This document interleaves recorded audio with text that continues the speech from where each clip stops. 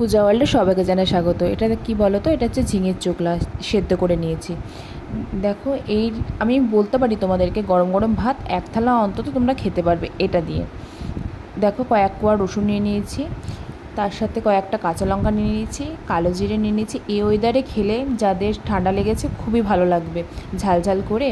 দেখো তার সাথে মিক্সিতে নিয়ে নিলাম ভালো করে, ঝিঙের চোখলাগুলো অল্প অল্প করে নিয়ে মিক্সিতে ভালো করে পেস্ট করে নেবো।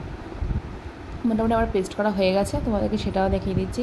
কড়াই বসিয়ে দিয়েছি, সর্ষের তেল দিয়েই করতে হবে, তাহলে একটু ভালো লাগবে খেতে। দুটো শুকনো লঙ্কা ফোড়ন দিয়েছি, তার সাথে অল্প অল্প পেস্ট করাটা, মানে পেস্ট যেটা করে রেখেছিলাম সেটা দিয়ে দিয়েছি। এটাকে ভালো করে নেড়ে চেড়ে নেব। খেতে খুবই ভালো হয়েছিল। যাদের ঠান্ডা লেগেছে খুবই ভালো লাগবে খেতে। স্বাদ, অনেকে স্বাদ আছে স্বাদ পায় না, ঠান্ডা লাগলে পর এটা খেলে অন্তত স্বাদ পাবে তোমরা। হলুদ নিয়ে নিয়েছি, লবণ নিয়ে নিয়েছি, সামান্য একটু চিনি দিয়ে দেবো, চিনি ছাড়া বাঙালি অচল। তারপরে ভালো করে নেড়ে নেব। এরকম করে নাড়তে নাড়তে যে একটু শুকিয়ে আসবে, দেখো অনেকটাই শুকিয়ে গেছে। তারপরে আমার রেসিপিটা তৈরি হয়ে গেল। দেখো বাটা গরম গরম ভাতের সাথে খুব ভালো লেগেছে।